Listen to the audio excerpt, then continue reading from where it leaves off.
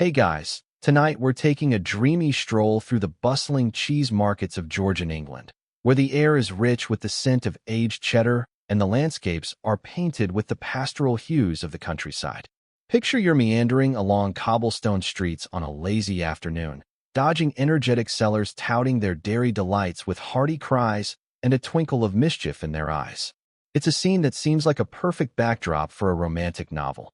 Except you probably won't survive this without being tempted to raid your own fridge for a midnight snack. So, before you get comfortable, take a moment to like the video and subscribe, but only if you genuinely enjoy what I do here. And let me know in the comments where you're tuning in from and what time it is for you. It's always fascinating to see who's joining us from around the world. Now, dim the lights, maybe turn on a fan for that soft background hum, and let's ease into tonight's journey together. As you walk through these vibrant markets, the first thing that strikes you is how integral cheese is to this society. It's not just about the transactions happening between animated vendors and eager shoppers, but also the conversation, the camaraderie it breeds. The cheese trade thrives amid the bucolic setting of Georgian England, like a finely tuned symphony where each cheese wheel is a note played to perfection. Vendors skillfully stack golden rounds and wedges on their market stalls, their hands moving with such practiced precision it almost becomes choreography. They are maestros of their own kind, knowing the exact angle and placement. Can you imagine the dexterity needed to keep those towers from toppling over when a gust of wind whips around the corner? The cheese markets aren't just about selling a product. They are the heartbeat of Georgian community life. Here, a simple cheese transaction is as social an event as it is commercial. Locals exchange more than just currency. They spread whispers and news quicker than the town crier ever could. You might wonder, what makes cheese so worthy of attention? Well, cheese had flair for stirring things up. Its creamy, crumbly, tangy essence was as much a part of the landscape as the rolling hills or the historic manors dotting the countryside. And cheese wasn't just a staple of the diet. Oh no, it was a symbol of hospitality and status. Within these wheels lay the power to host grand gatherings, showcasing one's ability to lavish guests with a simple yet elegant offering. Imagine getting invited to a Georgian soiree. The highlight of the evening might very well be the host revealing a freshly ripened cheese wheel. Quite the culinary spectacle, wouldn't you say? On a quieter note, cheese could also whisper the loveliest tales of domestic bliss or rural simplicity through its flavors and textures. The significance of cheese, you see, mirrored the societal norms and values. Just like today's obsession with, let's say, meticulously crafted, single-origin coffee. Historians still argue whether the significance people attached to cheese was a conscious social maneuver or an unconscious part of their everyday lives. The scales of debate swing with plausible reasoning and whimsical conjecture. Was it mere coincidence, or was cheese the cunning architect behind the social hierarchies and dinner-table conversations? The cheese wheels rolling through these markets were not just on wheels, but emotional sponges soaking up the cultural pulse of Georgian England. You overhear a vendor engaging in a heated debate over the merits of a cheddar versus a stark blue, and you recognize the passion that churns through these discussions. Will the argument end in a truce over a melted cheese fondue later? One can only hope. Equally intriguing is the sheer variety and richness of cheese that found its home in the stalls. One moment, you marvel at the hearty, crumbly texture of a Cheshire. The next, you're drawn in by the pungency of a Stilton. The diversity in cheese was as diverse as the people who indulged in it, which brought a sense of vibrancy and competition to these markets. Folks would travel from villages afar, with carts trundling along, carrying their carefully crafted cheese goods, hoping to outshine others with their uniquely flavored rounds. But Georgian markets were more than an avenue for neighborhood competition. They were the intersection where different paths converged. The steady drone of merchants welcoming you into delightful conversations adds a sense of warmth to the bustling hustle. As you wander, you might notice an eccentric fellow, his hat slightly askew, murmur words in reverence as if conjuring an otherworldly blessing over a particularly fine wheel. Is it superstition or strategy? Keep pondering. So much was encapsulated within those markets. History, trade, culture, sealed within the rind of each cheese wheel. You never quite understood the full measure of it until you stood amidst clamor and melody. It hits you with profound clarity that cheese, in all its simple brilliance, is much more than a mere dairy product. It is a steadfast relic of a time when things moved at a gentler pace, when flavors determined friendships, and when market afternoons were the linchpin of social engagement. And as you carry on your stroll, with the sun casting long shadows over the cheerful chaos, remember that within these vibrant scenes lies the untouched stories and sentiment of Georgian England. The humor, the competition, the pride, all beautifully wrapped in waxen coats, waiting patiently for the right moment to make their grand entrance at a Georgian dinner table. Who knew cheese could be such a powerful storyteller? Just be careful. Before long, you might find yourself wrapped in a velvety dream, much like those old cheese wheels you admire, tucked away on the market stalls. Now, rest easy with the reassurance that you've grasped a little more of history's creamy legacy tonight. Sweet dreams, and may your sleep be as delightful as freshly churned butter on warm toast. As you step off the cobblestone streets and into the heart of Georgian England, you're immediately enveloped in the rich aromas of cheese, a smell that would make cheesy marketing slogans seem tame in comparison. The cheese wheels at the market are more than just delectable dairy delights. They possess a personality, an aura that extends far beyond their culinary appeal.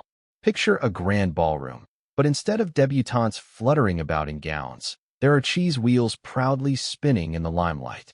They are symbols, ambassadors of hospitality, and bold statements of societal norms. In Georgian England, laying out a cheese wheel was akin to rolling out the red carpet for guests. Much like offering someone Wi-Fi today, it was a sign of true hospitality and benevolence.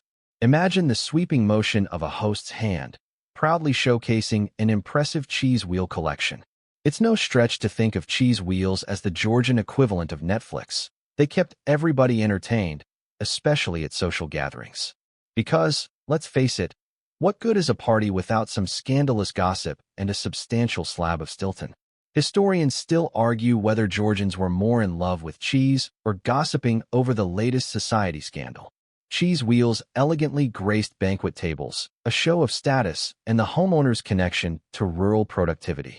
They were populating tables with the same vigor and determination as a Regency-era matchmaker at a ball determined to find a suitable marriage prospect by the night's end. Yet, cheese wheels were also subjected to curious societal expectations. For instance, their placement on platters held significance. If placed too close to a fragrant jam, for instance, your guests might think you lacked culinary finesse. It was an intricate dance of flavors, much like trying to pair a YouTube video of Gregorian chants with a relaxing Sunday brunch. One quirky tidbit: cheese wheels even became a talking point for their supposed therapeutic benefits. Rumor had it that a large wheel could calm the nerves and settle the stomach, an ancient precursor to self-help books with affirming titles like The Idiom of Not Giving Up.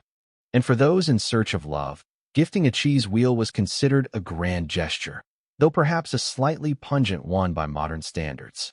In a culture so besotted with gustatory delights, it was only natural that cheese wheels bore more significance than their caloric content. They played a role in the social hierarchy too. A household's cheese collection could subtly indicate its standing. The larger the wheel, the grander the host. You might say cheese became as much a status symbol as it was a staple of the dining table, a delicious indication of one's clout. Soon, the cheese wheel's social currency reached such heights that they became the centerpieces of parties. Should one throw a soirée sans cheese wheel, it would be rather like throwing a wedding without a cake. Small, varied selections would circle vast cheddar behemoths, as if smaller planets orbiting a dairy-bound sun, each accompanied by crackers, and, if the host was particularly magnanimous, some honey for contrast. But let's not get ahead of ourselves and swap a knight's crown with a cheese wheel just yet. While cheese thrived as a cultural figurehead, it also harbored an air of mystery. Some say it had a knack for drawing out superstitions, as though hiding something within its many creamy layers.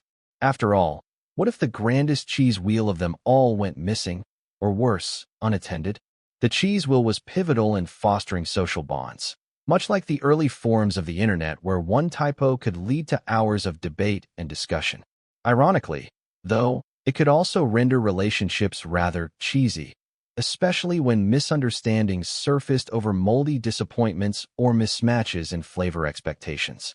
Cheese of different aging processes were blended in a household display, much like mismatched eccentric aunts at a family reunion, each with their distinct aroma, each telling a different story. If you pause for a moment to listen closely, you might even hear the whisper of a cheese while sharing its journeys, from curd to wheel, from auction market to tabletop distinction. But wait, do cheese wheels have secrets, or is that just leftover superstition clinging like wax to a rind? In unraveling the depths of Georgian hospitality, you'll find that the role of a cheese wheel was never just surface level. Rather, it was part grand hospitality, part societal obligation, part symbol of fine living. It was the silent host of the evening, offering more than an excess of fine dairy. It offered community and comfort to those privileged enough to witness its unveiling. As you leisurely stroll back from a Georgian dining room, akin to a modern gourmand disclosing to friends the delight of discovering a new cheese board at a brunch restaurant, you might catch yourself reflecting on cheese's curious role in human society. You wouldn't be alone in thinking that cheese performed a unique dance throughout history, balancing the twin gratifications of the palate and the ego.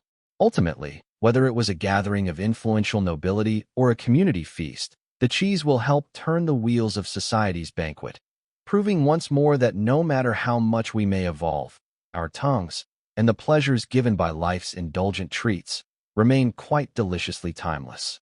In a time when the Georgian streets echoed with the clip-clop of horses and the occasional chirp of a town crier, one wouldn't expect cheese wheels to be a cause for concern.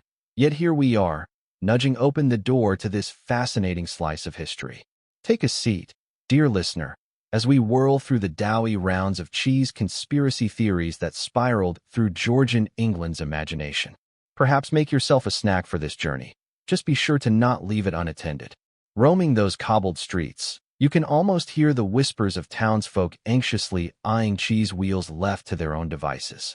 It wasn't merely a question of spoilage or rodents, although those little cheese nibbles could make good use of a dump truck's worth of cheddar. Instead, deep-seated anxieties brewed amidst growing townsfolk. To really understand this, picture today's fastest-spreading social media rumor, except swap out the internet for village gossips and public houses. Cheese wheels, to many Georgians, may have seemed like sunbathing couch potatoes, yet there lurked an unsettling notion in the back of their minds. Unattended cheese could spell chaos. To a modern audience accustomed to leaving dinner party trays out with abandon, such paranoia might seem overblown. However, for some Georgians, the thought of a cheese wheel out of sight carried undertones of cloche-covered vulnerabilities. Perhaps they feared the round, creamy giants might sprout legs and go wandering on late-night adventures, or worse, be used as secretive symbols for clandestine activities. And it's not hard to see why such concerns festered. After all, cheese, once aged, could hold quite a pungent appeal, much like our modern-day reality TV, unable to look away. Historians still argue whether these fears were wholly rational or fueled by past dairy disasters when unattended mounds of cheese led unwitting bystanders to slip into precarious positions, literally and socially. Now, let's layer in some quirkiness, shall we? Rumor had it that unattended cheese wheels contributed to clandestine meetings and illicit exchanges, with shady dealers purportedly hiding messages and goods within their hard, hollowed centers. Picture that. A Georgian Bond plot starring a double-agent cheesemonger wielding a cheese shaver as his weapon of choice. You won't find those skills listed in any clandestine service recruitment brochure. While we wade through these aged fears, it's key to recognize that such anxieties didn't form in a vacuum. This was a time swelling with population growth and urban expansion, where societal shifts stirred the pot of uncertainty. Cheese wheels inadvertently became vessels symbolizing much deeper societal insecurities, a reflection of moving away from the predictable harmony of rural life toward crowded urban sprawl. These anxieties could often manifest in notable ways, as Georgian England was a period when people rather enjoyed diving into intrigues, solving societal crosswords with personal theories and eyebrow-raising speculations. Emphasizing private property for security, yet leaving foodstuffs exposed, tallied up rather impressively on their list of ironies. Such contradictions were enough to make any modern-day armchair psychologist tap their pen thoughtfully against their cheek and say, "There's something to analyze here." It's worth pondering how much cheese factored into the phobic philosophical coffees of the day. I mean, sure, a wheel could double as an ersatz table for an impromptu mealtime spread, but societal trust felt as if it teetered on a wedge's edge. Indeed, did the unattended cheese serve as an innocuous scapegoat for broader societal fears? Historians continue to debate the extent to which dairy-induced dread influenced daily life compared to larger, looming socioeconomic factors. Therein lies the paradox. Cheese wheels, when observed closely, aren't inherently threatening. Yet like some illicit soap opera, they drew people's attentions with implications of devious double dealings.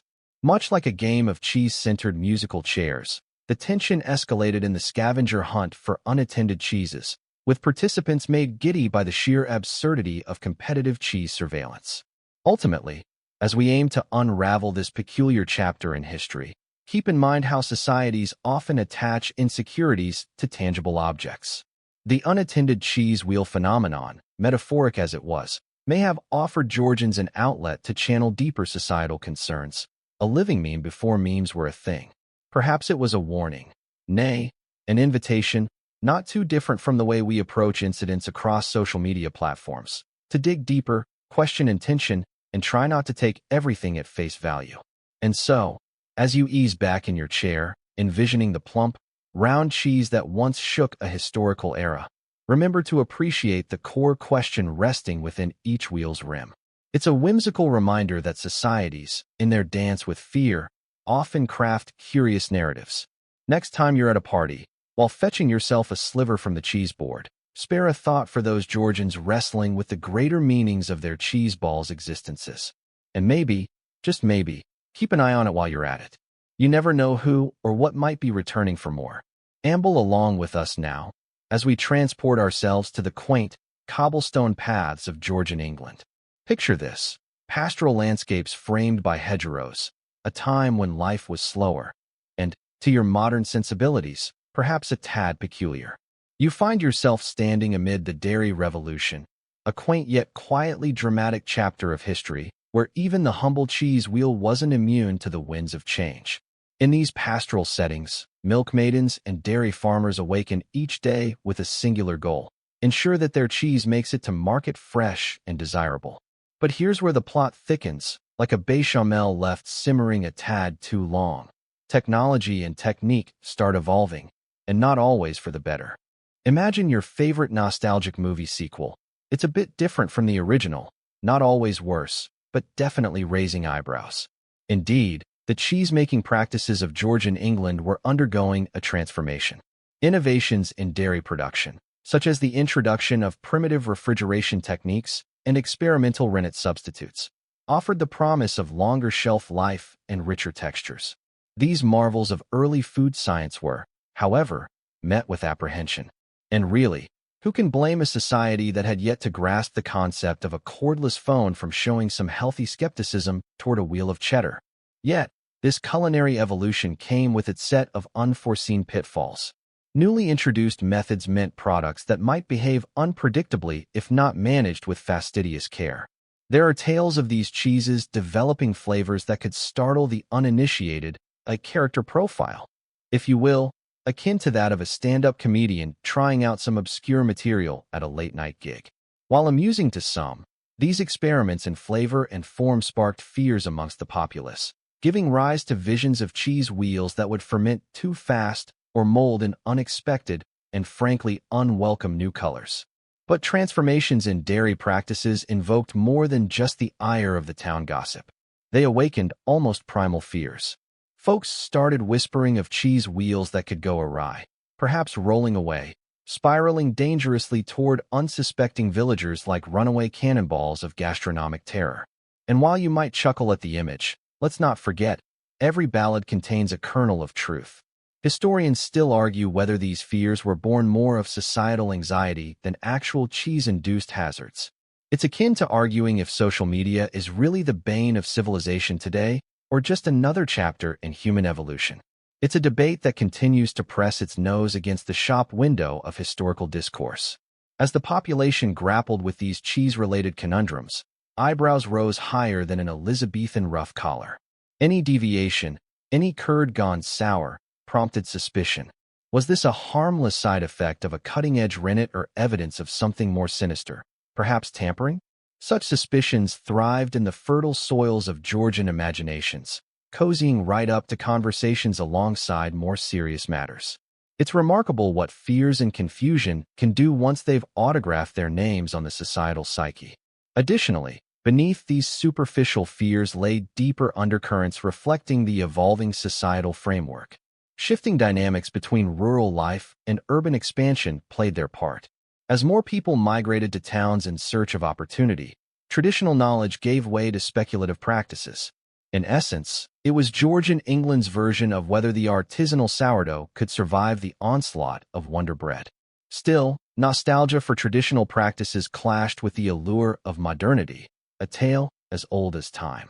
Then there's the rather curious case of Old Bessie, the supposed prophetic cow. Legend, or perhaps mild hallucination during one too many rounds of lukewarm ale, had it that this cow foresaw the chaos that would ensue if dairy practices strayed too far from the path of righteousness. But before you dismiss the tale as mere moot folklore, remember that little in history is ever as clear-cut as a well-churned butter pat. In many ways, Georgian society's concerns mirrored present-day fears of technological encroachment, revealing themselves more as reflections of identity than merely gastronomic dismay. A world in transformation, where even life's simplest pleasures, cheese on a crusty loaf, invited apprehension. Will this newfound technique herald prosperity, or is it seedling discord? So, as you sit there in your comfortable seat, far removed from the cacophony of bartering cheese merchants and the grumbled suspicions of an old world colliding with the new, reflect for a moment. Do you hear echoes of your own era, in the relentless race for progress, wrapped in the delectable guise of humble cheddar? The shifting sands of dairy production, the mingled aromas, the whispered conjectures, all these paint a vivid picture of a society caught in the current of change. And as you tuck this tale away with other midnight stories meant to whisk you into a gentle doze, let's not forget to spare a thought for those daring enough to face the spiraling chaos of Georgian England's cheese wheels, fruit of an era's labor turned emblematic beacon for anxieties deeper than a graze on a cheese rind. As we move on, but don't go anywhere just yet, the saga of cheese wheels growing dangerous due to production shifts gives you a keener sense not only of culinary history, but of the power of perception to turn dairy delight into societal fright. Rest assured, this isn't quite the end of our cheesy journey, as there are many more delectable and slightly absurd morsels to explore. But for now, ponder this, a tale boldly intertwining age-old practices with modern experimentation, fraught with visions of wayward cheese wheels causing mild mayhem across England's green and pleasant land. Picture yourself in the bucolic landscapes of Georgian England. As you meander along cobblestone streets dappled with sunlight, the air swims with the rich scent of aged cheese and freshly cut grass. Georgian markets bustle, vibrant and full of noise, like your favorite organic farmer's market. Except everyone's wearing breeches and bonnets. Your attention drifts to cheese wheels, precariously perched on wooden tables. Each wheel, deserving respect akin to that of a Faberge egg, is watched closely by the local appointed cheese guardian. Yes, cheese guardian. Not quite as prestigious as a royal guard, yet crucial in safeguarding the community from the myriad perils these unattended dairy discs supposedly posed. Imagine a time when trusting a cheese wheel to mind its own business was a delicate matter. You might chuckle at the notion, but these individuals took their cheese guarding roles as seriously as one might take guarding a pie at a county fair. The thought of a cheese wheel wandering off into mischief captures the imagination almost too well. Was there a secret society of cheese-wielding thieves, or perhaps an underground cheese wheel racing league? Historians still argue whether some of these fears were rooted in reality or were simply ye old urban legends, amplified to fantastical proportions over time. So, like cheese at a fine wine tasting, let's unwind the story, layer by layer. During the Georgian period, cheese was more than just a tasty companion to wine. It was a culinary bedrock, both revered and feared. As daily staples, They needed vigilant guardians to ensure they did not transform from gourmet delight into social dilemma via theft or mischievous prank. One mainstream historical fact is that the cheese wheel, with its enduring popularity, represents a time when local cheeses, such as Stilton and Cheddar, dominated the market, becoming icons of British cheese-making prowess. Guardians would assess cheese wheels as they matured, ensuring they neither spoiled nor mysteriously diminished in size between nightfall and dawn.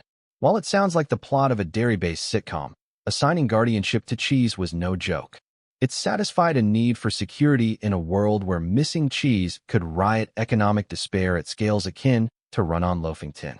The quirky tidbit here is that cheese guardianships sometimes used peculiar human-scale contraptions to dissuade pilferage or deter tomfoolery among teenagers.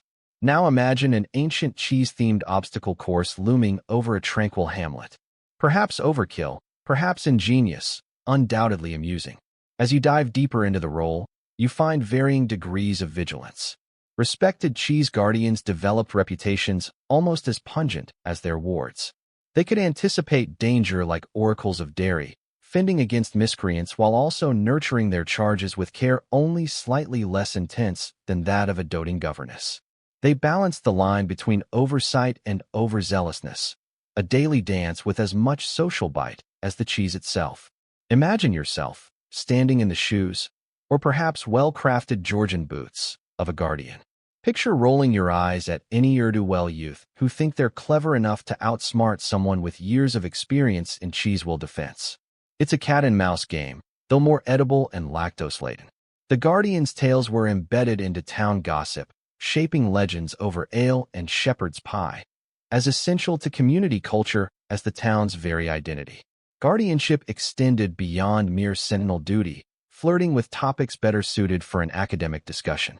Enter the mischievous world of cheese-borne bacteriological terrors, one that Georgian folks seldom grasped but certainly heard whispered over parlor games. Guardians, unlike today's public health advocates, held sway over public sentiment as much as curdled milk. Ones like Mrs. Hemmings of Cheshire, often mentioned in slips of historical margin, evolve into folklore. Legend whispered of her unwavering gaze as she stationed herself beside her rounds of Gouda like a hawk. But was she truly that indomitable? Contemporary thinkers argue whether these cheese guardians actually worked tirelessly to avert public hysteria stemming from unmonitored wheels. Did they perhaps perpetuate myths to bolster their positions in a tight-knit community? Was the title a humorous jest, or was there kernel truth wrapped in fanciful storytelling? Deciphering such historical puzzles gives peeks into societal values and norms. To better understand these behaviors, you might consider pets. Much as a pampered domestic shorthair dictates the household, cheese wheels and guardians govern societal customs. Naming conventions of the time even ascribed personalities to these monstrous circles of whey, their round visage a comforting constant amidst ever-shifting seas of social unrest. Underneath all of this, intellectual debates simmered. How much was fascination and how much was founded in genuine risk? Yes, somewhere beneath layers of benign paranoia lay discussions resonating with modern sentiments about culture, power dynamics, and the curious synergy between object and observer. The line blurred, as it tends to, between vigilant protection and comical exertion. So, next time you chance upon a cheese wheel, maybe at a local deli counter, consider its distant ancestors watched with both awe and apprehension.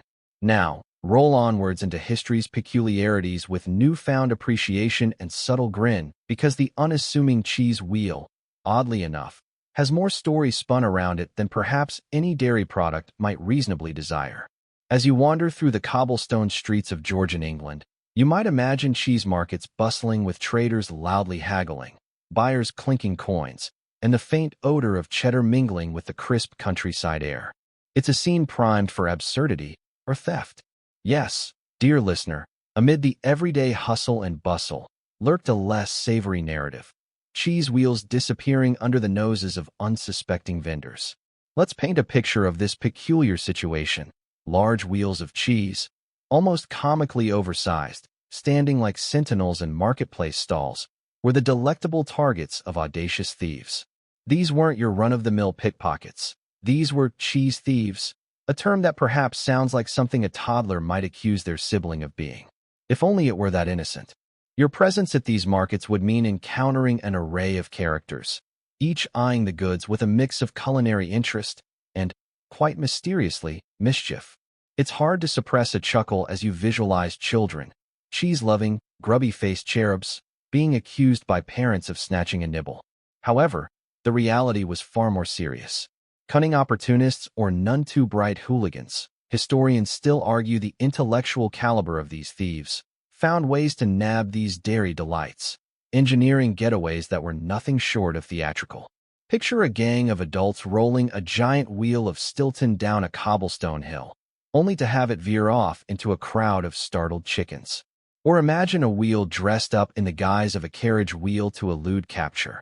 It's like a scene from a slapstick comedy, yet it happened under very real skies and had real consequences. Cheese wasn't just a pattern on their picnic blankets. It was a valuable commodity. Historical records tell us that in some English villages, a good cheese wheel was worth its weight in prosperity, or at least an uncomfortable number of shillings. Theft was no joke. Cheese heists might even lead to intense chases with local constables, neckerchiefs fluttering in the wind as they sprinted to apprehend the slippery bandits. Meanwhile, the wheels, those innocent bystanders of dairy, became the eye of the storm. Despite the serious nature of these thefts, they often carried a veneer of humor, offering people a momentary escape from the rigid societal norms of the day. Imagine whispers around the hearth as families laughed at the antics of night cheese thieves versus day cheese defenders. These heists birthed a bouquet of tales, some exaggerated over time, some true enough to stir incredulity. The ramifications of these crimes varied. Some thieves were caught and faced the full vigor of Georgian justice, which, as one might expect, weighed rather heavily on the unfortunate cheese nappers. Others, however, vanished as mysteriously as they'd appeared, leaving behind empty stalls and scorned vendors. Villages might descend into temporary mayhem as investigations unfolded, a sort of proto-detective drama, albeit with a scent of aged brie lingering listlessly. Now, it begs a certain curiosity. With all the laborious pastoral work involved in producing these cheese wheels, how did no one think to employ more cheese guard dogs, if you will? Truth be told, there were cheese guardians, those souls mentioned in previous conversations who arguably had the best job title ever. Yet their vigilance needed bolstering, as theft stories spiraled, growing ever more absurdly intricate, akin to oak trees sprouting from the smallest of acorns. In one particularly famous incident, a cheese wheel scheduled for an illustrious feast, a birthday bonanza for none other than a burgeoning member of Georgian aristocracy, was swiped just hours prior to its grand appearance. Panic ensued because, heaven forbid, one present wilted before cutting into the day's premier dairy dish. The audacity. Efforts to retrieve it involved an all-night ordeal filled with clandestine alleyway meetings and undercover snitches who would, for the right price, perhaps a slab of cheddar, share whispered secrets. All these antics, and indeed every whiff of pilfered cheese, lead to broader reflections. Was it a symptom of wider discontent, a public jest in the face of harsh class divides, or mere tomfoolery? The interpretations vary widely. While some scholars argue that these heists were symbolic gestures against the increasingly commodified society, others believe they were simply the whimsical exploits of those driven by a love of dairy and mischief. It's a debate as convoluted as a game of cat and mouse where the mouse is made of camembert. No easy answers here. This era of wheel heists, while humorous, also shined a light on how Georgian society managed material wealth. It's easy to dismiss these events as merely laughable, yet they impacted the economic rhythm, altering the ebb and flow of market trade. Theft rumors affected prices and inflated the so-called fear factor tax, the cost added on to guard against potential snatchers. Imagine shopping for cheese today and encountering a PRA, potential Roquefort abduction, surcharge. So, as phantom cheese bandits strolled along moonlit lanes, dragging their loot in burlap sacks while whistling merry tunes, the locals, ever a watchful bunch, discussed at length their thoughts and strategies over evening suppers. Skepticism was growing, but united in their shared love of a good hunk of cheddar, communities navigated through these episodes with a mix of trepidation and laughter.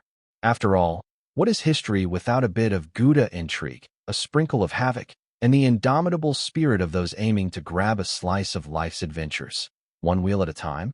You find yourself in the dimly lit parlors of Georgian England, where cheese wheels, those innocent circles of dairy goodness, seem to prompt a level of anxiety usually reserved for neighborhood gossip about who's been stepping out with the blacksmith's daughter. Every now and then, you might hear whispers hushed over the clinking of porcelain teacups. Amidst the gentle flicker of candlelight, the cheese platter rests with an almost eerie calmness, as if it were a guest at the table waiting for its invitation to stir the room into a frenzy. The peek behind the curtains reveals a scene far more layered than daily chatter about whether sourdough is making a comeback. These parlors aren't just venues for lavish banter. They're the heart of society's cheese chronicles, a theatrical backdrop where wheels of cheese can suddenly become notorious. People, adorned in their fineries, orchestrate gatherings that start innocuously enough. Yet, as slices are generously shared, so too are wild fantasias about cheese wheels possessing a supernatural prowess to incite scandal.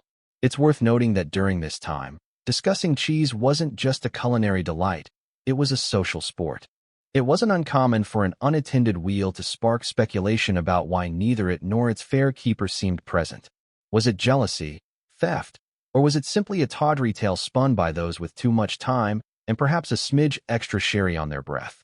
The sumptuous settings of upholstered chairs and hand-painted wallpaper seem almost too grand for words like, "Did you hear Josephine's cheddar vanished again?" to be whispered in earnest. Yet here we are, or, rather, there they were. Theories about the nefarious potential of cheese, particularly when unchaperoned, infiltrated parlors like contraband pamphlets at a secret political meeting. Take, for example, the curious case of a certain Wensleydale cheese. Yes, you heard that right. Allegedly the source of an entire household's bad luck for a season due to its mysterious disappearances and reappearances.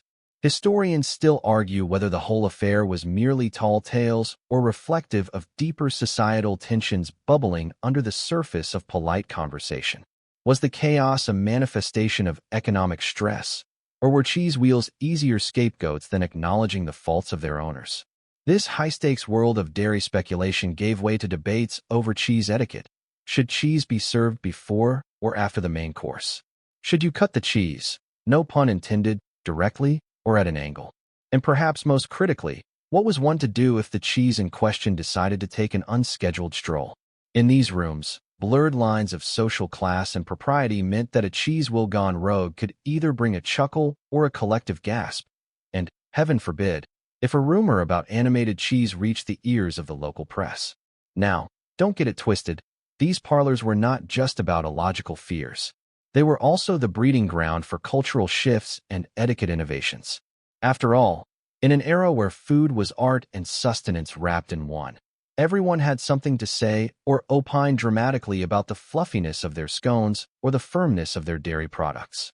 You almost envision a posh, powdered gentleman standing dramatically, hand to heart, exclaiming, "Cheese unattended." The horror. In the midst of such chaos, quirky tidbits emerged about favorably storing your cheese in specific areas that supposedly promoted tranquility and airiness. Breathing fresh air into a fresh wheel could be as much of a remedy as any prescribed tonic of the time. It's just another day in the odd intersection of superstition and science, if you will.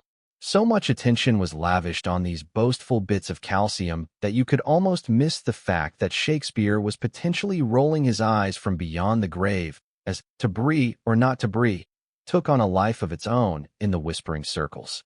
It's undeniable that fears surrounding these cylindrical snacks bred entertainment as much as they bred paranoia. In fact, we're looking at a period where attending a party came with not just the promise of company, but a frisson of almost theatrical suspense. Would the cheese play a part in tonight's drama? And if so, what headline would these scenes inspire for the next morning's rumor mill?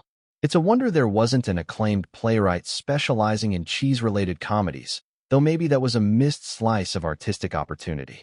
So when visiting these fabled parlors, imagine a delicate dance of fanfare, rivalry, and devotion spun around humble cheese, where attending an evening affair could be as stimulating as reading a suspense novel, complete with private whispers and the rustle of petticoats.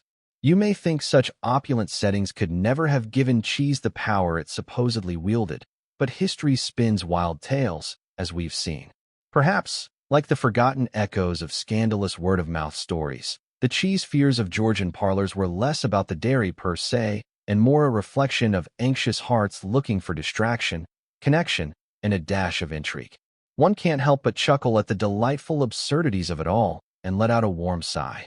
These are the charming contradictions that shape a more flavorful past, feeding into the notion that, amid today's frenzied pace, we still gather around tales, whether modern or aged as fine cheddar, as a social adhesive. For those keeping track at home, ready your own parlor talks. Prepare for gusty debates about the proper storage of Gouda, and always remember that in any well-balanced social occasion, the most unexpected spark of drama might just be circular, delectable, and perhaps lightly smoked. Now, wasn't that a good slice of history? As you meander through the cobblestone streets of a Georgian town, you are suddenly whisked away by the bizarre legal wranglings over the cheese wheel.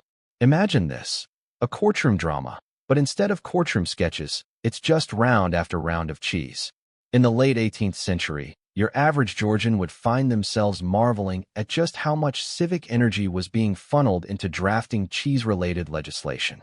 It was an era where an unattended wheel of cheese was not just a temptation for local thieves. It was a symbol of societal chaos lying in wait. Picture portly magistrates with powdered wigs, furrowing their brows over the finer points of cheddar clause arbitration. It's not every day you see legal scribes poring over what amounts to legislative lactose intolerance. The legal system of Georgian England was nudged and flexed to its limits to encompass all manner of controls over these wily wheels. Yes, in a time where young lads were being shipped off to explore foreign lands, local councils were busy regulating wheels of matured milk, deciding whether they should be locked up more securely than Grandma's secret shortbread recipe. So why such cheese-centric legal fervor? Well, back in these pastoral days, cheese served not merely as a dietary staple, but as an unexpected focal point of social order and chaos. It was easier to nab a wheel of cheese than, say, a horse or a pocket watch, and somehow it felt naughty enough to capture the public's imagination. Historians still argue whether these strict codes stemmed from genuine fear of culinary calamity or if it was just a means to entertain an otherwise cheese-bored gentry. Either way, it was a uniquely cheese-paved path to maintaining societal order. You might be chuckling at the absurdity of it all, imagining constables trained in cheese reconnaissance, cheese hounds sniffing out rogues, and fervent debates over the correct degree of roundness to constitute a wheel. But in truth, this wave of cheese governance was layered with hopes of quelling the rising tide of petty theft and guarding social integrity. The stakes were undoubtedly high, higher, even, than the early Stiltons stacked in storerooms, multiplying legal decrees like mice huddled in a buttery hovel. This era bore witness to cheese courts convening with all the gravity of any law enforcement body. Decisions were passed, fines handed out, and custody of wheels fiercely debated over. A wedge of cheese was more than a metaphor for value. It now stood as a testament to the lengths people went to avoid public outrage over misplaced dairy products. It was assumed that structured control over cheese possession would somehow avert the kind of mayhem that could, heaven forbid, awaken the anxieties of a seemingly dairy-dependent society. Perhaps legal lore rivals the rumors of cheese being used for nefarious deeds, adding fuel to the fire of suspicion. When it was found that cheese was linked to disputes or scandals, a stiff upper lip was not enough. A measured legal tone was necessary to flatten out those curdled wrinkles. Down through the centuries, curious legal eagles have attempted to trace just how enforced and effective such cheese commandments were, and whether they stretched beyond amusing paperwork exercises into full-blown judicial adventures involving cheese alibis and warrants. Remember how crocodile dung sunscreen seemed like a bizarre leap of faith? Well, this rigid handling of cheese incidents surely tempted fate on a regular basis with similar flights of gravitas. The reactions to runaway cheese and the subsequent law and order response highlight a unique facet of Georgian society. Its delicate balance between chaos and order materialized through the medium of metaphoric milk. Now, Should you be inclined to close your eyes and imagine a world where the sound of a distant gavel echoes amidst echoes of cheese culprit guilty, you wouldn't be too far removed from reality. Spin your dreams back to when time itself hesitated, unsure if it should tick forward until everything cheese-based was rightly regulated and in its ordained place. Perhaps even in a cheese tower, a remnant of the bygone days when paranoia brewed from dairy to danger was met not with faint-hearted dismissal, but with legal ferocity baked into the social crust of Georgian England. Imagine you are wandering the cobblestone streets of a bustling Georgian marketplace, where the air is thick with the yeasty aroma of freshly baked bread mingling with a sharp, tangy whiff of cheese. Everywhere you turn, artisanal cheese wheels sit proudly on market stalls, their smooth rinds glowing under the morning sun. But oh, do not be deceived by their creamy allure. For here lies a tale of fear, one fueled by whispers and wild imaginations in the parlors and pubs of England. Yes, there was a time when these benign-looking dairy delights were rumored to be more than merely a chef's delight. They were suspected of being weapons of culinary chaos. It's difficult to pinpoint the exact moment when cheese wheels, those portly giants of dairy, first gained their dubious reputation. Some say it was the day a wheel went rogue, rolling itself mysteriously down the hill into the closest tavern, much to the shock of its patrons. Others trace this mistrust to local gossip, like that one friend who insists on having seen a UFO or Loch Ness monster. Only this time the monster was, inexplicably, a wheel of cheddar. Indeed, historians still argue whether these tales sprang from genuine incidents or are merely vivid creations of the collective imagination, amplified by ale and whimsy. Now pause for a second and consider the idea of using cheese as a weapon. Comical, isn't it? Imagine wielding a hefty wheel of Stilton like a medieval flail. Though I imagine getting blue cheese in your eyes could be a tactical advantage, given Stilton's notorious pungency. But in the minds of some Georgians, this was no laughing matter. There was talk of clandestine societies swapping cheese wheels with sinister intent. A prank of rolling cheese, strategically, into meeting houses, or even rolling a particularly ripe one into a rival's pantry, was considered a scandalous affront. Yet, it was this very absurdity that fanned the flames of controversy. Even if one were to clobber someone over the head with a cheese wheel, it's uncertain how effective that would be, though flagging it as a dangerous weapon might have saved a few geese from an untimely demise. However, the idea persisted, nestled comfortably in the snuggles of paranoia, inflamed by a few unfortunate incidents involving cheese-related accidents. One account tells of a cheese wheel that apparently toppled off a cart, inadvertently setting off a chain reaction in a crowded street. No casualties involved, unless one counts a few bruised egos. And then, of course, myths begot more myths. Rumors began to swirl of cheese wheels being infused with strange concoctions and potions, perhaps inspired by traveling alchemists and their dubious elixirs. Surely, these concoctions, bubbling and swirling with mystery, could transform an innocent cheese wheel into an object of untold power? Perhaps jealous traders concocted stories of their competitors' goods being laced with ingredients that could rile the spirits or put one to eternal slumber. Interestingly, well-documented history tells us that dairy, being perishable, was indeed tampered with to increase its keeping qualities. But associating this with dangerous sorcery was a bridge too far. After all, cheese might age, but it doesn't grow fangs under the full moon. Or so we've been told. But still, that nugget of superstition took hold, and while many contemporaries shook their heads in amusement, a whisper of doubt always lingered beneath the surface of cheese transactions.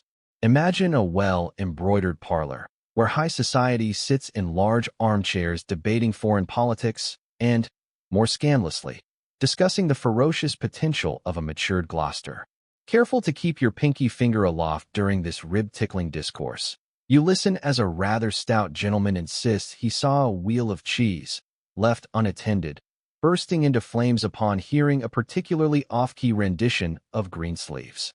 The tension quiets the room until laughter erupts, the absurdity silencing fears with reason, albeit temporarily.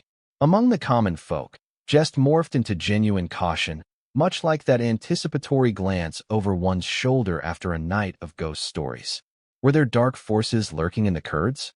The scholarly debate continues, an academic tug-of-war between advocates of cheese's inherent innocence and those who hint at shadowy agendas lost to time. Perhaps the real question to ponder is why would anyone leave cheese unattended in the first place? But that's another matter altogether. And so, against the backdrop of Georgian rationality and scientific blossoming, these cheese conspiracies flirted with respectability. Just as psychologists analyze why we fear the uncanny, the scholars of the past eyed these cheese suspicions like house guests overstaying their welcome. Curious anomalies best left in the parlor of history, but worth examining for what they reveal. A fondness for the theatrical, the deliciously absurd. Ultimately, a reminder of how perceptions, untethered as they may be, shape our understanding of the world. Should you find yourself among the echo of history, cheese wheel in hand, smile at the thought of such delightful absurdity. Marvel that these edible spheres once rolled through imagination with such reckless abandon, mischievously poised on the precipice between culinary delight and cautionary tale. As you meander through the scenic villages and bustling towns of Georgian England, you stumble upon the much-loved, yet now perplexing cheese festivals.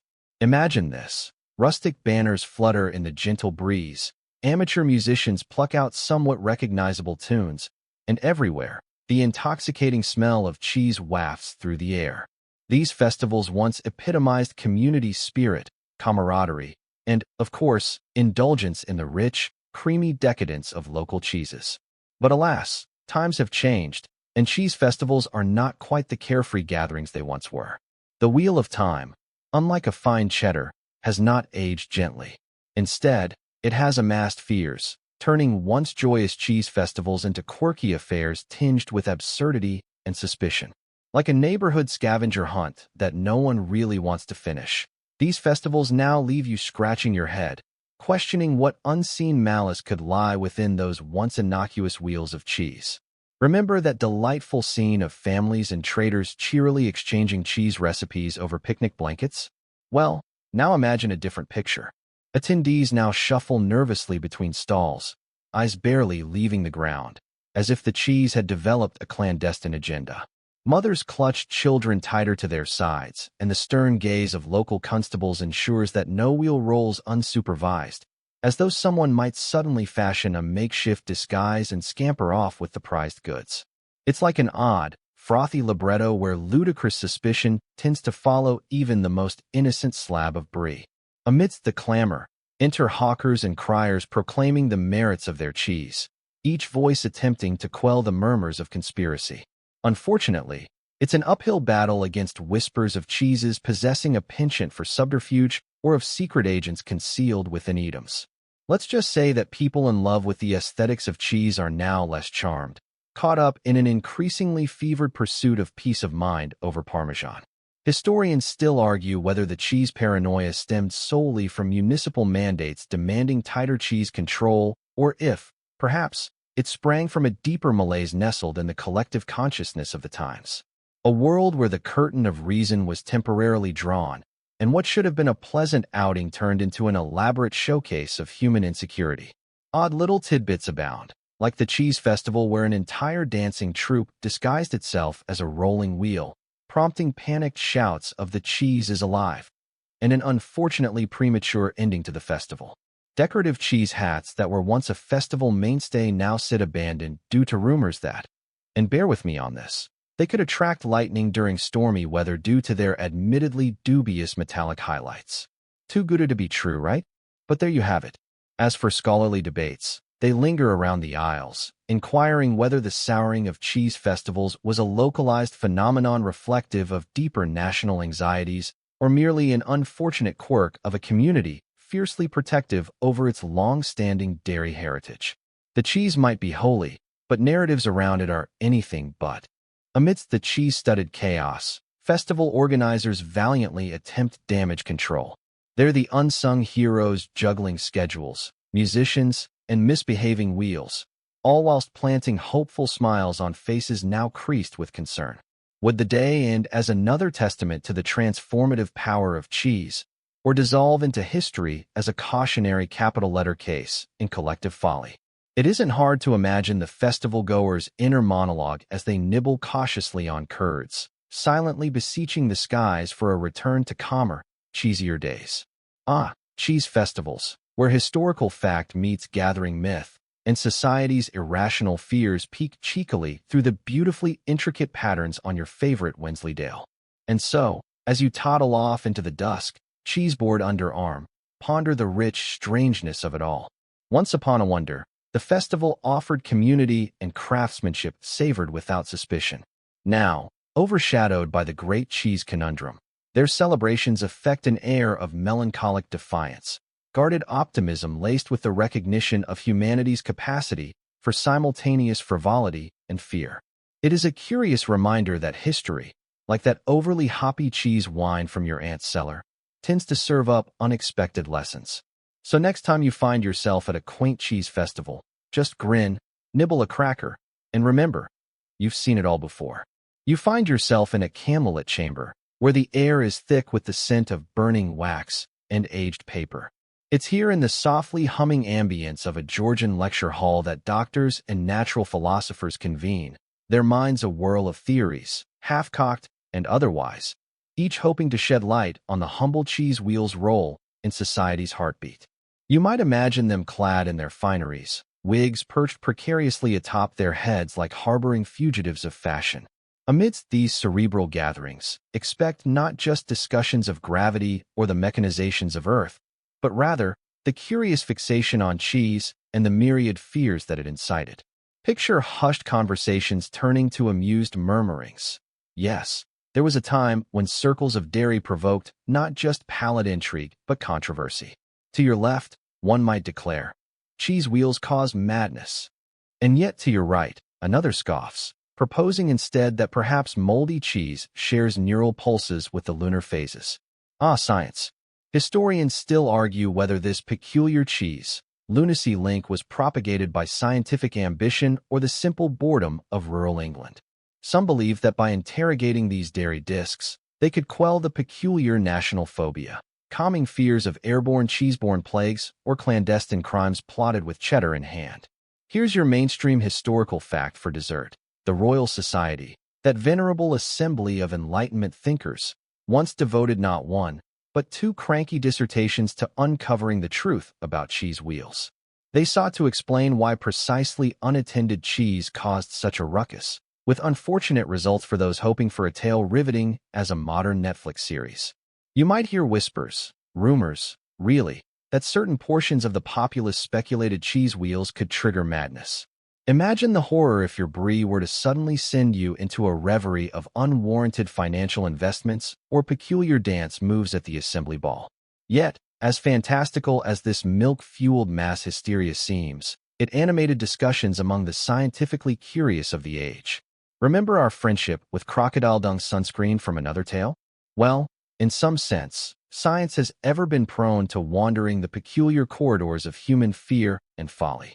Of course, as rational thought began its quiet encroachment upon Europe, some forward-thinking intellectuals tried valiantly to dispel such beliefs.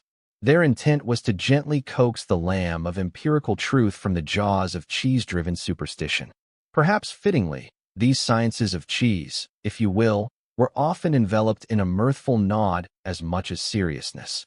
One must wonder if the learned, fingertips poised over parchment, ever drifted into dreams where mad cheddar played unruly host to an unraveled society.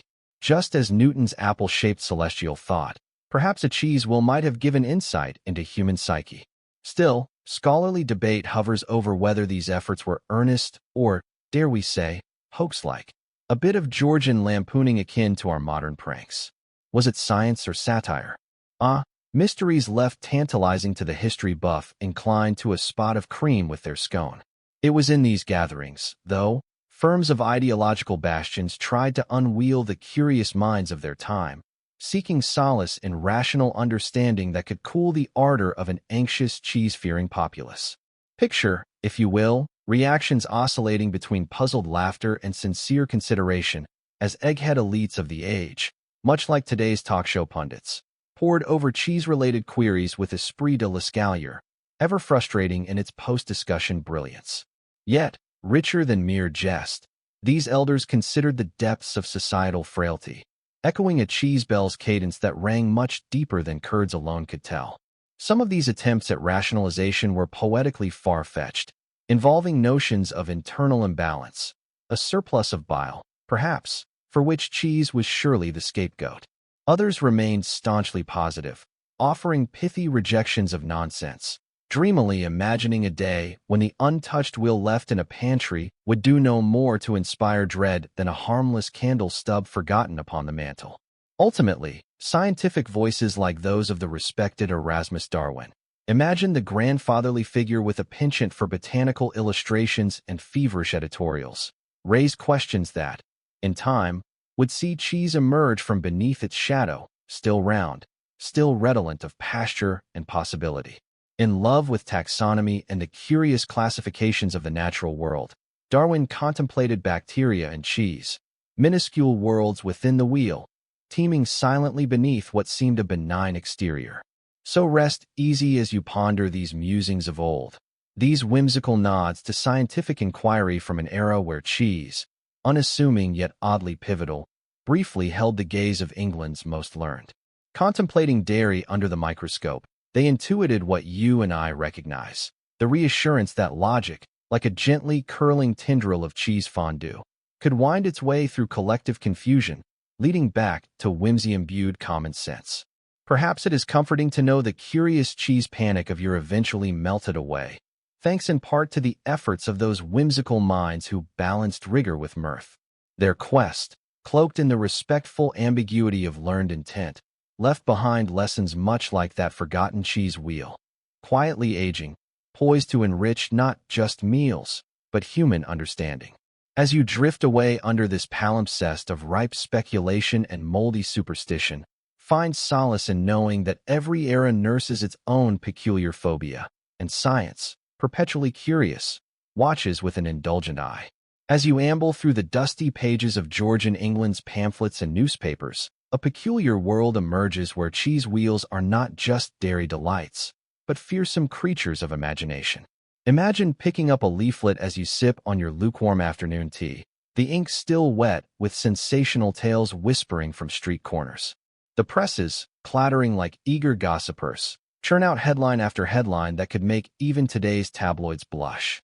You notice these pamphlets have mastered the art of drawing out a heady mix of curiosity and wariness toward cheese wheels, almost as if they whisper in conspiracy with facades of rational concern. The pages curl with the hot breath of paranoia as they describe unattended cheese wheels provoking a citywide fear. Not only could they supposedly roll away and cause mayhem, but legends swirled of them harboring secret messages or even acting as clandestine meeting places for suspicious characters. It seems outrageous now, perhaps prompting a chuckle at how cheese could ever be more than a kitchen staple. Yet back then, such pamphlets were taken with, shall we say, less than a grain of salt. In all seriousness, though, this was no mere jest during Georgian England. Newspapers worked hard, weaving stories that were part thriller, part comedy, and, if we're honest, part pure cheddar.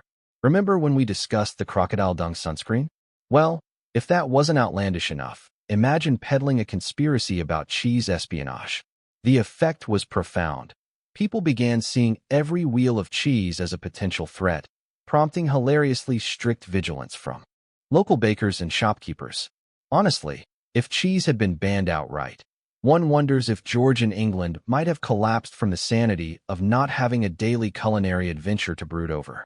There's a noteworthy sidebar to all this cheese intrigue. Pamphlets were the social media of their time. Just as a tweet today can incite a storm of debate, these handbills and newspapers ignited conversations across hundreds of tea houses and parlors. Each pamphlet was like a little beacon of opinion, clamoring for attention in a way that would make even an influencer blush. It was the blogosphere, 18th century style.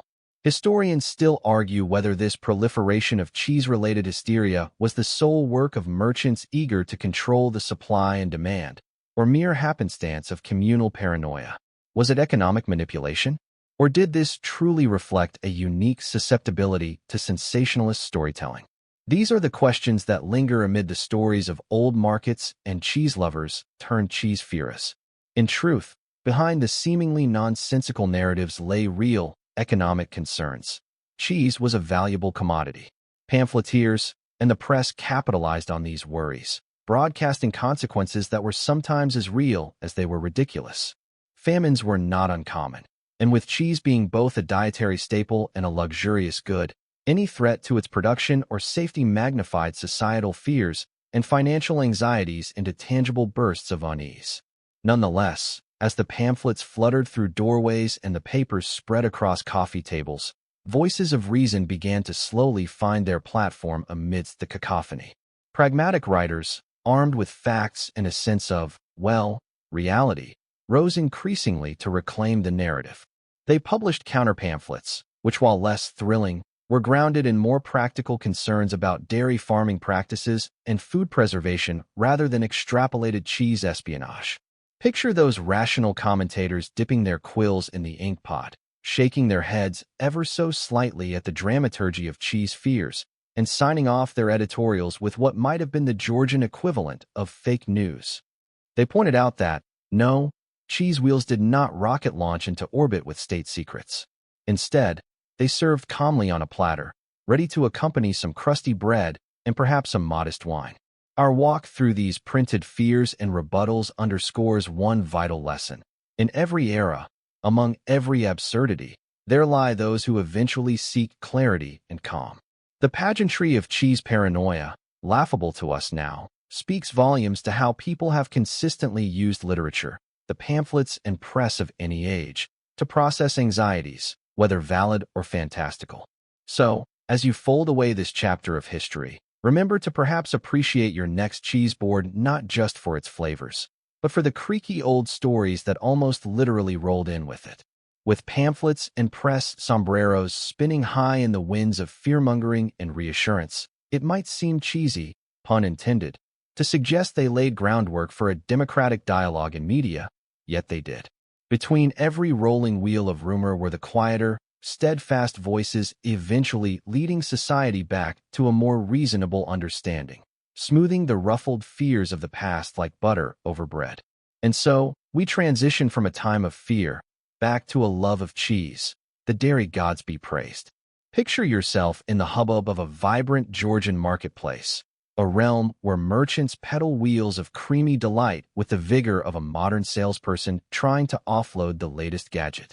The cheese traders you've gathered to observe are no ordinary vendors. They are savvy entrepreneurs and cunning strategists, navigating a landscape riddled with cheese-related apprehension. Their wares, stacked in towering displays that cast elongated shadows across the cobblestones, are not merely dairy products, but battlegrounds where perception and reality collide in a peculiar dance. Our indomitable cheese traders knew that to seduce the skittish buyers of the time, they had to lace their sales pitches with both charm and reassurance. So they created stories, tales of cheeses so pure and well-guarded that even the most suspicious of patrons could enjoy them without a hint of trepidation. You see, these traders spun narratives as skillful as the wheel itself. They bolstered their reputations, claiming their cheese was free of the sorrows that haunted others. There were no reports of this while being used in a dastardly cheese caper, no secret societies conspiring in its presence. Incidentally, historians still debate whether these tales held any truth, but they did the job. In what might be dubbed the feng shui of fromage, traders arranged their cheese with an eye for psychological relief. Cheese wheel placements mattered as might have tried explaining to their few remaining rational customers. Strategically clustered formations could, in theory, ward off any unseemly intentions that any potential cheese rebels might have. It's akin to setting up security cameras in plain sight to dissuade potential wrongdoers, though perhaps with the added benefit of an improved dairy display. Then there was the peculiar yet brilliant trick of cheese tasting sessions. Here, the traders invited prospective buyers for a morsel of their product, urging them to step beyond the fear and into the realm of experience. Imagine the intimate settings, fires crackling in the background, notes of cheddar and brie filling the air, a far cry from today's cheese section in your neighborhood store with its plastic-wrapped selections. Quirky as it may sound, the influence of these experiences is an important historical footnote for cheese aficionados today. That ambience and taste could quell the most irrational fears. Further adding to their repertoire, traders resorted to quirky but effective marketing. They flung open their doors, quite literally, in catchy slogans that became the jingles of their time. Our cheese stands alone, unscathed by scandal. Or for the untroubled cheese experience, dotted marketplace banners as a sort of verbal green flag seal of approval.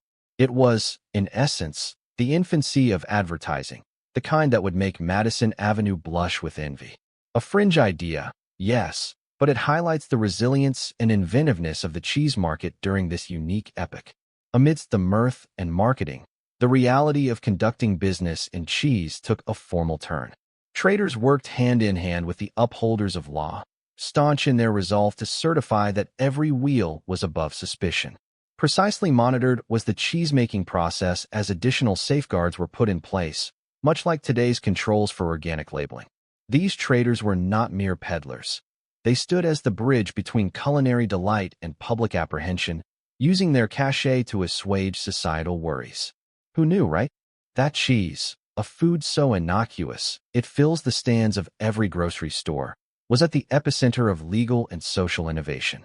As the voices of reason, these traders reassured a nation held hostage by baseless paranoia and embellished tales. Women and men alike, previously hesitant to approach even a wedge of such an ostensibly dangerous substance, celebrated with delighted surprise as they watched the machinations of cheese traders unfold. According to some fascinating fringe tidbits, cheese traders sometimes employed early forms of branding, leaving distinct imprints on their wheels to guarantee authenticity. Imagine a wonky depiction of a happy cow or a simple monogram, a predecessor to the flashy emblems that flash from modern labels. Wrestling with challenges, our traders adapted, finding ways to make their cheese less of a liability and more of a delightful indulgence. But do not think our tradesfolk shy from humor in these endeavors. Picture a more jovial day when one merry merchant cleverly suggested, quite in our modern ironic fashion, addressing an assembly of anxious patrons with, "Ladies and gentlemen, fear not. No rogue wheel shall thunder from our stalls." This tongue-in-cheek assurance secured loyal customers, providing lighter moments in an age burdened by unease. In today's hustle and bustle, the idea might seem, well, rather cheesy to many. After all, we're used to more pressing concerns than pondering the intentions of a wheel of cheese. But in the era when Georgian folks feared shadows and the semblance of dairy, the unwavering innovation of cheese traders hatchingly soothed nerves, while ensuring the cow's offering continued to bring savory smiles to sympathetic faces across markets. Through bouts of bemusement, cheese traders stood staunchly, crafting a world where wheels rolled back into the realm of harmlessness. Their legacy serves as a saucy reminder of what a dash of creativity and a dollop of determination can craft in times of madcap fear. These merchants orchestrated the narrative of a lifetime, transforming unabashed anxiety into avenues of trust. Their heroism may lack the grandiosity of knights, but in their own way, they played a heroic tune on the mellifluous dance of cheese. As the sun dips beneath the pastoral horizons of Georgian England, a gentle metamorphosis begins to unfold. The towering cheese wheels that once lurked in the twilight of suspicion and unfounded dread find their firm bases crumbling under the weight of rational thought and economic pragmatism.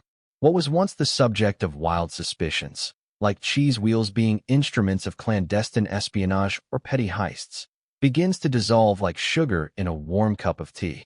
The rustle of pamphlets decrying the perils of unattended dairy fades into whispers of laughter as new ideas take root. At the heart of this transformation are the quizzical faces of the public, turning from seemingly eternal frowns of worry to curious nods as they come across sensible notions dispelling the wild myths. Those legal edicts and anxious pamphlets that once stoked the fires of phobia are gently tucked away into attic trunks, keepsakes for future generations to snicker about over a smelly Stilton. Indeed, roaming these cobblestone streets, you might notice new conversations cropping up in the pubs and markets, less tinged with cheese-laden paranoia, more laced with the dawn of understanding. Perhaps a cheese will cannot actually break through one's window with malicious intent after all, chuckles an enlightened loaf-monger as he leans over a pint, relaying his newfound epiphany. You might even hear a hearty debate on whether Roquefort is truly from the very caves of Mount Comalu or merely an enthusiastic marketing ploy. Historians still argue whether the true catalyst for this decline in cheese fears was the emergence of more pressing societal issues, or simply a case of collective exhaustion from knee-jerk paranoia, like having one too many servings of rich fondue. Some suggest that as industries grew and economies expanded, the public's focus shifted to broader concerns, shoving aside the roguish tales of dairy delinquency to concentrate on potentially more pernicious threats, like attacks on tea or wool tariffs. Trade became a critical turning point, oozing its way into the psyche of the citizenry with all the persistence of a lingering camembert. The proliferation of commerce sewn tight with the fibers of economic necessity began to unravel the curious chapter of cheese phobia. Some leading merchants, perhaps regrettably cheese enthusiasts in their own right, strategically deployed the language of fiscal benefit to visibly flip the cheese phobia into a realm of dulcet profitability. Remember how the taxes were structured to maintain compliance with those charmed and perhaps slightly dotty, portly customs officers? Similar strategies were applied here, paving the way for commerces and dairy trade. Clergy, too, had their hand in fanning away the fumes of anxiety, applying gentle sermons to reassure the masses that fear not, for a wheel of cheese's bark is far more pungent than its bite. These sermons, sometimes accompanied by rather ambitious metaphors involving cheese and the pulpit, embroidered a new pattern of rational enlightenment across the tapestry of public opinion. For those gathered in Sunday chapels, struggling to keep their eyes open perhaps due to gorgeously dull sermons seasoned with sleepy tones, fear gave way to acceptance, which, if we're honest, may have been more than a little due to hunger pangs come noon. But it wasn't just the folks in robes and merchant hats shaping this decline. The progression of scientific thought started sautéing outdated superstitions in the piping hot pan of intellect. Emerging theories and experiments showcased that, indeed, cheese was simply cholesterol incarnate and not a potential co-conspirator in future regicide. Scientists diligently examined the contents of those unruly wheels, propelling theories that their bacterial blooms were hardly the networks of espionage some had feared. A quirky tidbit arises here. Early efforts to counter cheese-induced nightmares included strategic reasoning sessions held at the local apothecary, probably sprinkled with generous doses of skepticism and humor. The rhetoric of enlightenment softly whisked away antiquated notions like they were bits of aged brie on a cutting board, ushering in a period of increased awareness and acceptance. Gradually, the people of Georgian England came to see that cheese wheels might feed the soul, but rarely posed genuine threats to their well-being. All in all, what we're left with is a deliciously absurd chapter, a tale of mild turmoil punctuated by the savory twists and turns of societal growth, where hysteria and humor danced like tiny curds, with rationality eloquently providing the vintage taste needed for closure. And as society moved forward, the cheese mockingly remains, a hefty historical reminder that sometimes the most significant fears can prove to be nothing but an elaborate tempest in a teapot, or perhaps a teacup of whey. Back to strolling these cobblestone paths, you may find cheese merchants amiably selling their wares without the shadow of fear lurking in the crevices of their minds. Cheese wheels rest innocently atop stalls, no longer upright like soldiers on guard, but laid comfortably, waiting for the casual buyer to indulge. In the background, the melodious clang of coins exchanging hands serves as a soft symphony of progress. Our journey through the gradual unraveling of cheese fear unveils a philosophical whisper. It is often not just what you discern, but, perhaps, how you churn those insights into the creamy paste of reason and learn to relish the flavor of understanding. With wheels of cheese largely diffused of their imagined power and returning them to their rightful place on the platter of cultural comestibles, Georgian England finds itself on the cusp of not just savoring the fine cheeses, but finally understanding them too. How grateful we must be for this creamy legacy, a moment of historical panic now comfortably nestled in the annals of yesteryear. As you journey through this peculiar chapter in history, let yourself reflect on how the absurd fear of cheese wheels holds up a mirror to the broader spectrum of human anxieties and societal reactions. Picture this chunky, rolling piece of dairy, both innocent and misunderstood, spinning its way through a narrative not just of culinary note, but symbolic of something far greater: the depths of human apprehension and the curious ways we express them. Think of how, with the passage of time, the irrational phobia of unattended cheese wheels began to fade. The society that once shuddered at the thought of these creamy conspirators rolling loose eventually found its footing in a world where cheese was no longer synonymous with danger. Historians still argue whether this event was merely a whimsical footnote or a profound comment on human nature. Was the cheese a scapegoat for deeper societal tensions, like economic instability or class struggles? Or perhaps, like our modern fascination with conspiracy theories, it simply filled a void left by the everyday monotony of Georgian life? We humans do have a penchant for jazzing up our lives with the occasional bizarre obsession. Let's not forget that in the Victorian age, another quirk of human ingenuity led to the flourishing trend of using crocodile dung as sunscreen. Imagine the pride of those Georgian folks, staring with bemusement at their equally baffled Victorian successors. Some scholars propose that the drama over cheese was merely a byproduct of the natural evolution of markets and trust-based economies. Others see it as an early warning of the dangers of mass hysteria, an inbuilt tendency to inflate a simple inconvenience to grandiose proportions. Can you sense the delicate notes of human psychology at play here? Just like a perfectly aged cheddar, it's complex, layered, and a little bit nutty. And yet, it's more than a tale of paranoia. This narrative is also a testament to the resilience of logic and reason that eventually reclaims its ground. Despite the clamor of hysteria, pragmatic discourse fought hard to remind people that no cheese wheel, no matter how magnificent, could be anything more than what it fundamentally was, a delightful dairy product. Remember the lovable but diluted attempts by earnest individuals to scientifically demystify the cheese fears? Our collective journey from irrational dread to measured acceptance shows a glimpse of human progress, a reminder that our uncertainties, too, can find resolution in the comforting embrace of facts over fiction. Ultimately, as the panic ebbed and economic necessities called for level-headedness, cheese wheels resumed their rightful place on Georgian tables, not dangerous foes, but as symbols of hospitality and abundance. Displays of exaggerated caution melted away, much like a wheel of camembert left out in the summer sun, leaving behind just the creamy legacy of a bygone era, a curious but harmless signpost on the messy, sprawling landscape of human history. So, next time you eye that cheese plate at a party, think of the wheels of humanity that have turned alongside those of cheese. Offer a silent toast to the notions that once were, and to the sensibility that, mostly, prevails.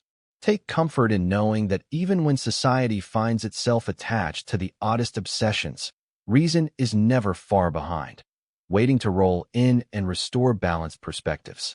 Perhaps, in your own life, there are cheese wheels rolling unchecked, harmless inquisitions signifying larger worries. So, give them a wink, acknowledge their presence, and let them drift away, knowing they, too, are part of a much larger, richer tapestry of existence.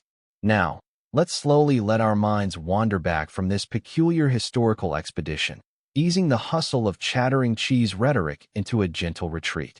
Envision these once-feared cheese wheels transforming back into benign wheels of delight, as reason and time nudge aside anxiety's burden. Sense the notes of calm now dancing through the air, like a soft, whispering breeze across an untouched meadow, or the comforting hum of bees exploring a summer garden. Let your thoughts settle on the image of Georgian towns, vibrant yet peaceful, as residents gather, smile, and share stories, each wheel of cheese a beacon of hospitality rather than fear. Feel the sensory shift, a subtle weave of acceptance and humor, binding together your understanding of how society, in all its colorful idiosyncrasies, charts its course through time. In the final quiet embrace of our tale, imagine yourself as part of this shared human narrative. Trace your fingers across its grains of intrigue and absurdity, tasting the richness and depth of life in all its curious forms. Release all lingering echoes of uncertainty, and let tranquility envelop your senses like the soft touch of evening tide against a sun-warmed shore. As this historical journey lapses into a serene whisper, let your heart rest in the gentle knowledge that every fear can be unraveled, every absurdity can be lightened, and each story finds its soothing denouement. With that, my dear listener, feel free to drift into a peaceful sleep, wrapped in the velvety drape of dreams. A place where time untangles and peace, like a wheel of cheese, rests uninterrupted and beautifully whole.